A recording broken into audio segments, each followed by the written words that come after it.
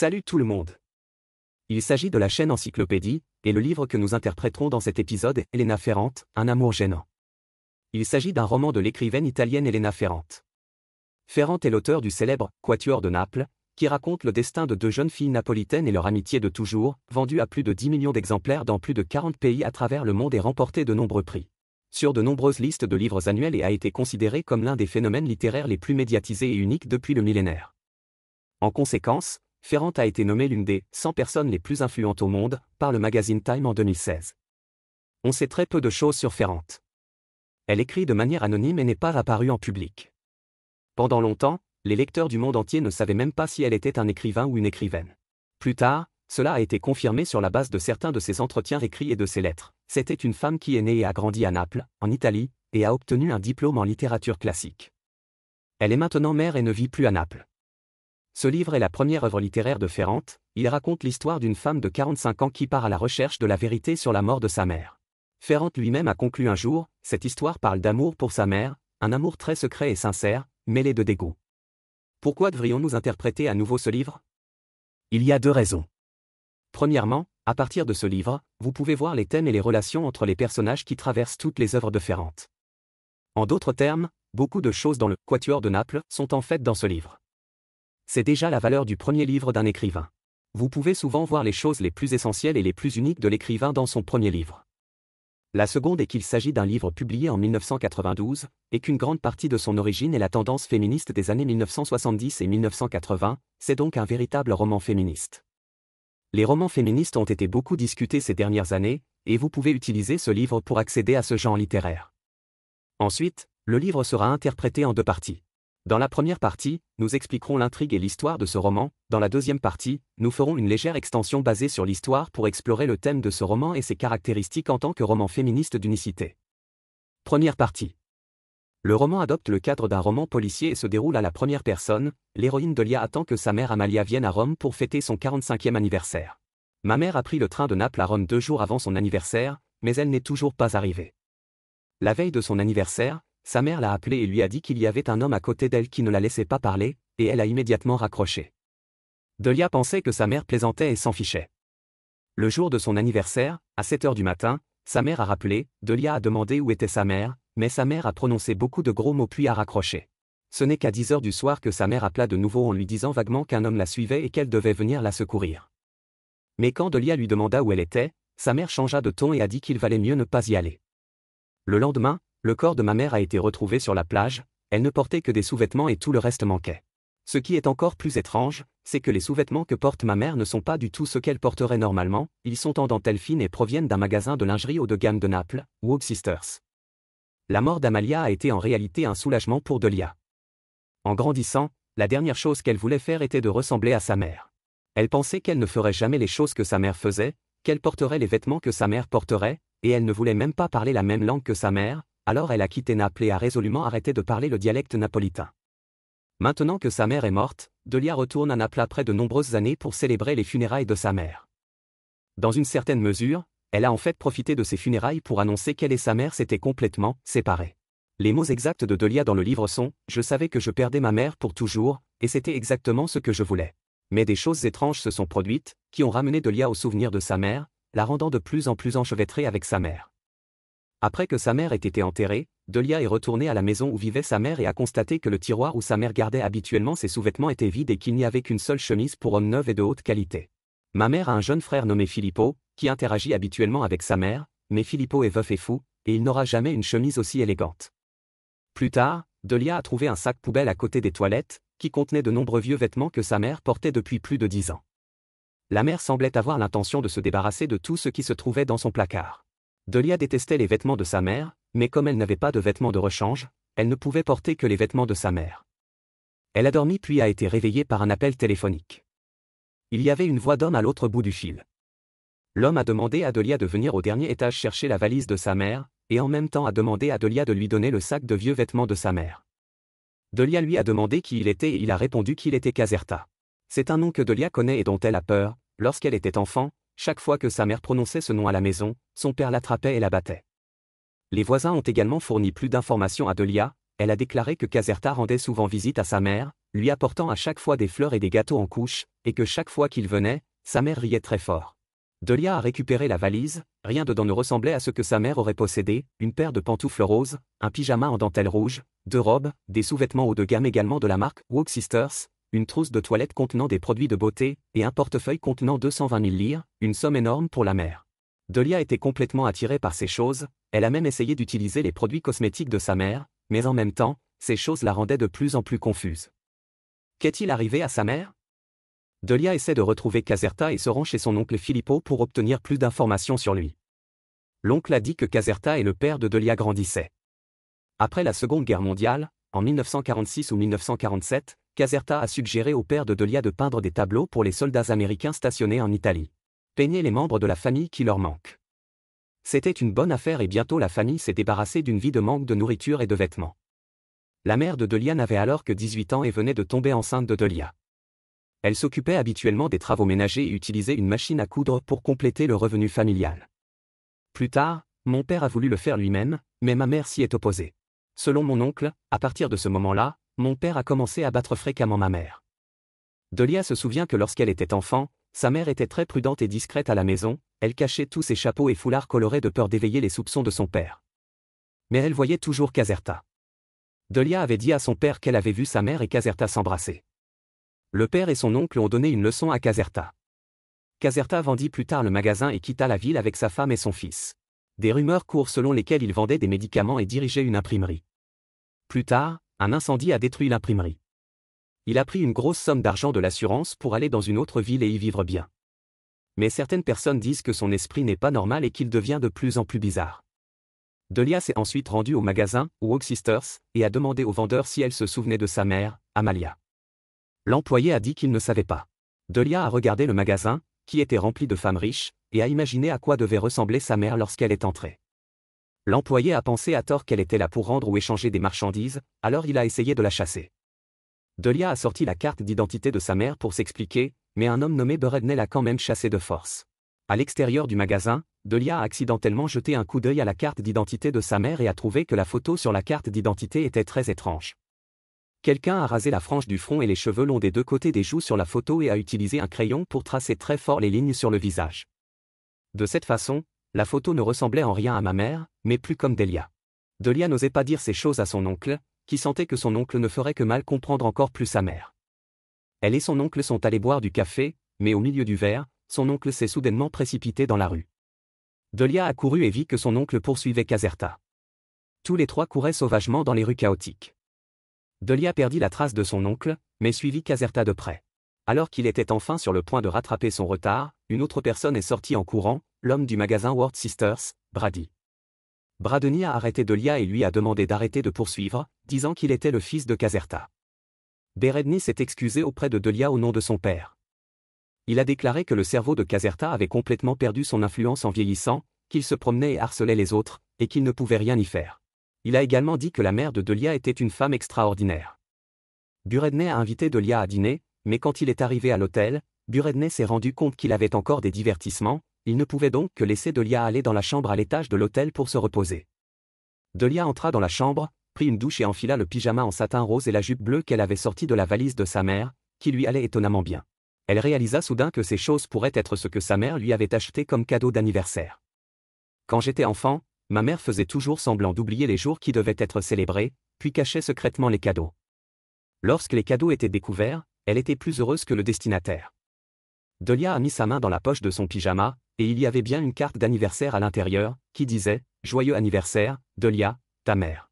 Delia sentit aussi du sable dans la poche, et elle réalisa que sa mère pourrait porter cette chemise de nuit avant noyade. Delia est ensuite retournée chez sa mère et a de nouveau frappé à la porte de son voisin. Lorsque la voisine l'a vu porter la robe que sa mère avait achetée, elle a immédiatement dit que sa mère était très heureuse à ce moment-là et a dit que ses vêtements conviendraient particulièrement à Delia. Le voisin a dit que ses vêtements avaient tous été apportés par l'homme et que l'homme avait fait un échange, il voulait échanger ses nouveaux vêtements contre les vieux vêtements rapiécés de sa mère. La voisine a conseillé à ma mère, les hommes, peu importe qu'ils soient bons ou mauvais, vieux ou jeunes, riches ou pauvres, tu ferais mieux de te méfier d'eux. Mais ma mère l'a ignoré et elle a continué à rire en voyant l'homme. Les voisins ont également révélé que le père de Delia était venu la voir. Il y a plus de 20 ans, ma mère a décidé de se séparer de son père, a déménagé avec ses filles, puis a cessé de contacter son père. Mais le père n'était visiblement pas disposé à abandonner son contrôle sur cette femme. Il est venu ici pour battre la mère et a dit aux voisins de lui dire s'il découvrait que la mère avait fait quelque chose d'imprudent. Et qu'est-ce que la témérité? Le père de Delia sentait que le sourire de sa mère était une sorte de témérité. Le livre écrit « Mon père ne pouvait pas supporter son rire. Il pensait que son rire était mis en scène et faux. Ce rire lui faisait penser à du sucre soigneusement saupoudré, utilisé pour l'humilier. 5 jours avant la mort de ma mère, mon père, je suis revenu ici, j'ai prononcé des paroles horribles et j'ai menacé de tuer ma mère. » Le voisin a conseillé à la mère de faire attention, mais la mère était étonnamment calme et s'en fichait du tout. Delia se souvient que chaque fois que son père frappait sa mère lorsqu'elle était enfant, sa mère était comme une pierre et elle ne montrait aucune peur. Elle réalisa soudain que sa mère était peut-être une femme sans scrupules depuis le début. Elle faisait semblant d'être prudente sous le nez de son père, mais dehors, elle riait sans scrupules et interagissait avec les hommes. Dans sa vieillesse, elle jouait à un jeu de troc avec un homme qui avait l'air si bizarre et dangereux. Elle avait même le sentiment que la mort de sa mère était aussi planifiée par elle, elle n'est pas morte avec ressentiment, mais au contraire avec une sorte de fierté. Delia se souvenait que sa mère avait toujours utilisé une machine à coudre pour confectionner des vêtements pour diverses femmes et qu'elle connaissait mieux les mensurations d'une femme. Delia ne pouvait s'empêcher de soupçonner que pendant tant d'années, sa mère réfléchissait tranquillement à ces normes et réfléchissait à la manière de les enfreindre. Elle n'avait jamais pensé à ce problème et maintenant qu'elle y avait réfléchi, elle ne pouvait pas le confirmer auprès de sa mère. L'histoire touche également à sa fin. Après avoir réalisé que la vie de sa mère n'était pas seulement une humiliation, mais qu'elle avait peut-être toujours mené une sorte de lutte, Delia s'est sentie autonome et a décidé d'affronter les hommes qui avaient influencé sa vie et celle de sa mère. Le livre décrit sa psychologie à cette époque, je m'imaginais comme un personnage du Solitaire de Naples, le 8 d'épée. C'était une femme portant une arme. Elle s'avançait tranquillement, prête à se joindre au jeu dangereux. Lèvres entre mes dents jusqu'à ce que ça me fasse mal. Delia est venue en banlieue, où elle a rencontré son père qu'elle n'avait pas vu depuis de nombreuses années. Les deux sont immédiatement devenus tendus et Delia a demandé à son père pourquoi il finissait toujours par torturer sa mère. Mon père a dit méchamment, elle profitait de sa vieillesse, mais elle me laissait croupir dans cette pièce. Mon père a suivi ma mère pendant une semaine. Durant cette semaine, ma mère et Caserta sortaient tous les soirs et toutes les deux allaient au restaurant et au cinéma. Mon père avait l'impression que ma mère s'exhibait. Pendant que son père dit cela, Delia remarque un tableau du magasin Walk Sisters dans la pièce et se rend compte que c'était un cadeau de Caserta. Le père a déclaré que Caserta était venu et lui avait dit que rien ne s'était passé entre lui et sa mère et qu'ils entretenaient une amitié loyale et respectueuse. Le père a également déclaré que Caserta n'aimait pas du tout sa mère et qu'il la manipulait en lui offrant des cadeaux et en la mettant en danger. Delia a également complètement avoué que lorsqu'elle était enfant, elle n'avait pas vu sa mère et Caserta s'embrasser. Elle a menti à son père pour le mettre en colère et obliger sa mère à le quitter complètement. Finalement, Delia atteint le sous-sol où sa supposée mère et Caserta ont eu leur rendez-vous amoureux. Elle y trouva une pile d'affaires de sa mère, ses vieux vêtements, son billet de Naples à Rome du 21 mai, des billets de cinéma et des reçus de bar, d'hôtel et de restaurant. Delia ne pouvait utiliser ces indices que pour comprendre ce qui s'était passé ces derniers jours de sa mère. Elle a deviné que sa mère avait peut-être pris rendez-vous avec Caserta, et Caserta lui a proposé de l'accompagner, alors les deux se sont rendus à différents endroits comme s'ils avaient un rendez-vous. Ou peut-être qu'ils n'ont pas pris rendez-vous du tout et que Caserta est soudainement apparu sur le planning de sa mère.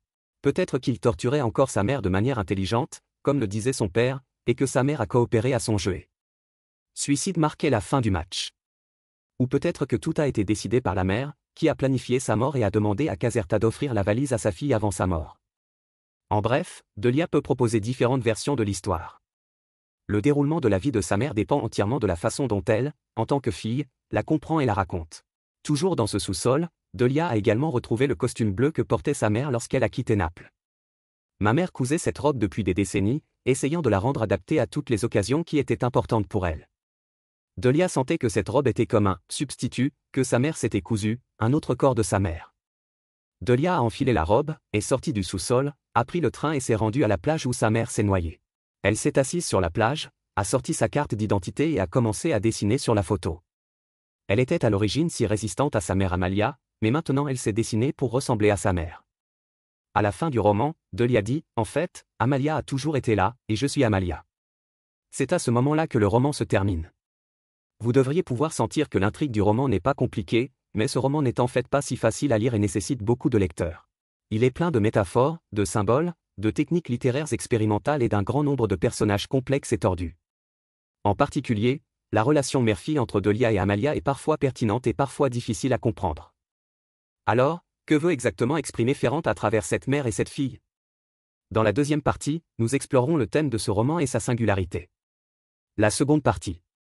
En parlant du thème de ce roman, nous devons revoir le contexte d'écriture de ce roman.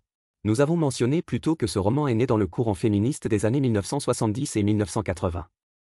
Ferrand a utilisé ce livre pour répondre dans une certaine mesure aux confrontations et aux débats de ce courant de pensée à cette époque. Dès les années 1970, un groupe de féministes américaines appelait les femmes à établir une fraternité avec d'autres femmes et à sortir ensemble du monde des mères. Mais les féministes italiennes ont un point de vue différent à ce sujet, elles estiment que si les femmes abandonnent leur identité de mère, elles abandonneront également une perspective identitaire unique et un lien spirituel que seules les femmes ont et, au contraire, elles s'abandonneront complètement. Monde masculin. En 1975, la féministe et historienne italienne Murano a créé l'Alliance des librairies des femmes de Milan. Cette alliance encourage les femmes à retrouver leur mère spirituelle et à se défendre elles-mêmes et leur mère physiquement, historiquement, et grâce à la connexion spirituelle, nous pouvons trouver une identité complètement différente de celui des hommes. Ferrand s'est clairement inspiré de Murano, déclarant dans une interview « Je voulais ajouter une perspective au féminisme, sur la façon d'aimer sa mère. La transmission spirituelle secrète qui n'existe qu'entre deux femmes, mère et fille, a toujours été le thème des romans de Ferrand. » Dans ce livre, Ferrand utilise beaucoup de plumes et d'encre pour décrire Delia et son attitude complexe et contradictoire envers sa mère Amalia. D'une part, Delia semble avoir ressenti un sentiment de honte envers sa mère depuis sa naissance. Elle ne supporte pas les paroles et les actes de sa mère, ainsi que la tolérance de sa mère envers son père. Elle ne veut jamais vivre comme sa mère ou devenir comme sa mère, une telle personne. Le début du roman nous montre Delia, qui a 45 ans. À cette époque, elle est déjà une image féminine indépendante standard. Elle coupe les cheveux courts, s'habille rarement et ne se soucie pas des lignes de son corps. Son propre style, sa carrière, et en même temps elle résiste à l'établissement de relations intimes avec les hommes. À partir de cela, vous pouvez voir que ce que Delia a dit sur le fait de rester loin de sa mère n'était pas seulement une déclaration, elle a vraiment passé toute sa vie à mettre en œuvre cette chose. Mais d'un autre côté, en tant que première femme apparue dans la vie de Delia, sa mère l'imitait toujours, jalouse d'elle et s'inquiétait inconsciemment pour elle. Elle a toujours imaginé sa mère avec ses cheveux noirs brillants, riant sans retenue loin de la maison. Elle voulait toujours savoir où elle irait, ce qu'elle faisait et quand elle reviendrait, même à 45 ans.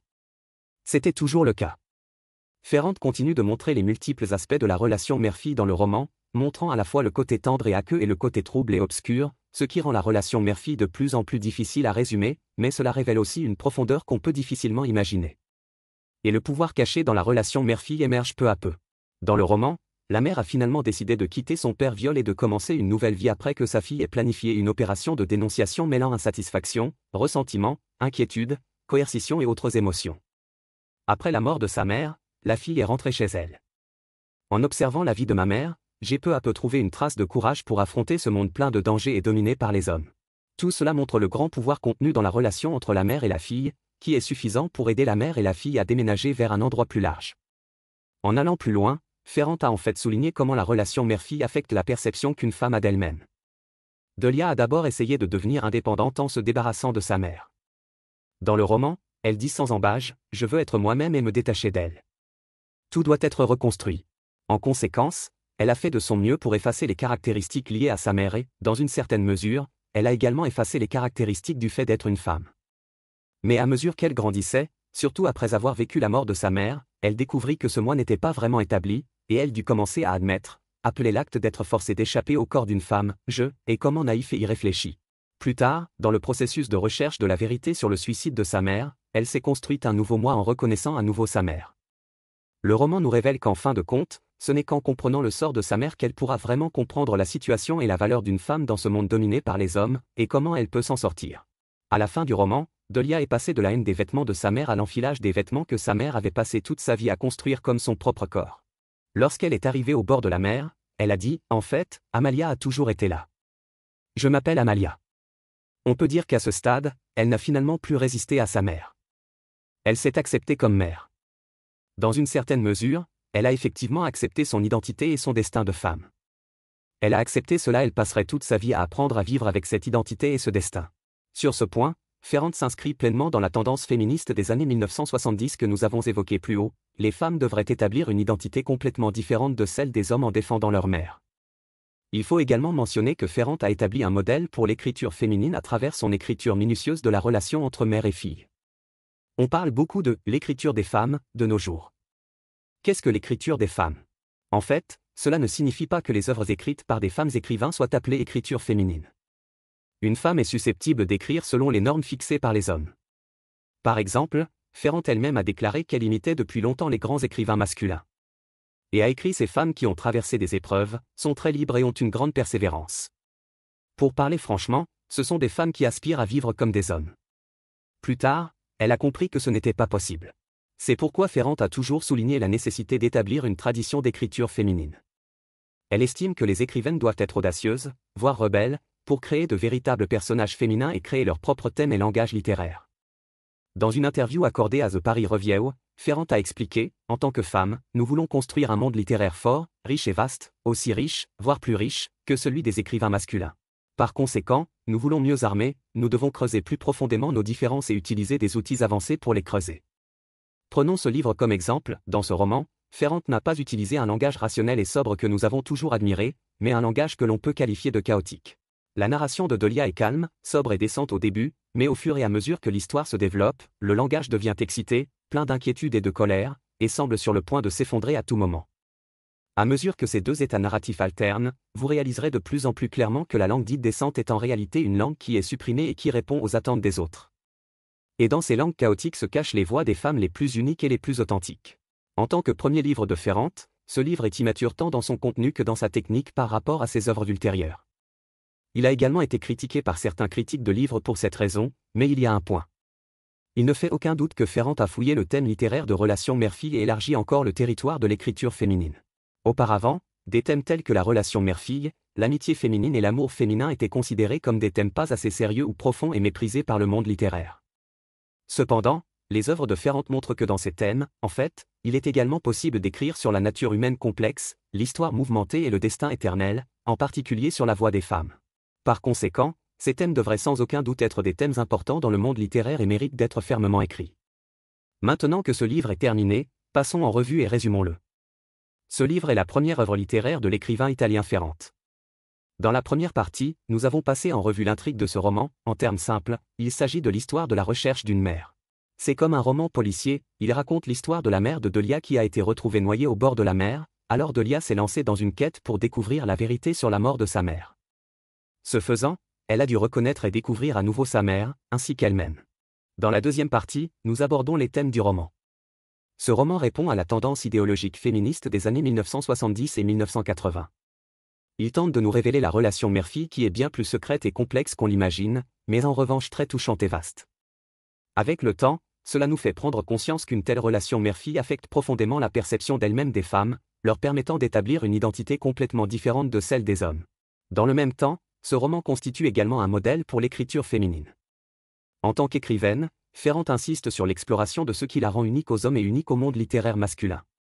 Elle continue d'écrire sur des thèmes ignorés voire méprisés par les hommes, comme les relations mère-fille, les amitiés féminines, l'intimité, les relations intergénérationnelles, etc. et nous prouve que ces thèmes méritent aussi de devenir des thèmes importants dans le monde littéraire. C'est la fin de ce programme, quelles sont vos différentes opinions à ce sujet? Bienvenue à laisser un message pour discuter avec tout le monde. Et, si vous aimez notre chaîne, abonnez-vous à nous. Ah, n'oubliez pas de l'aimer.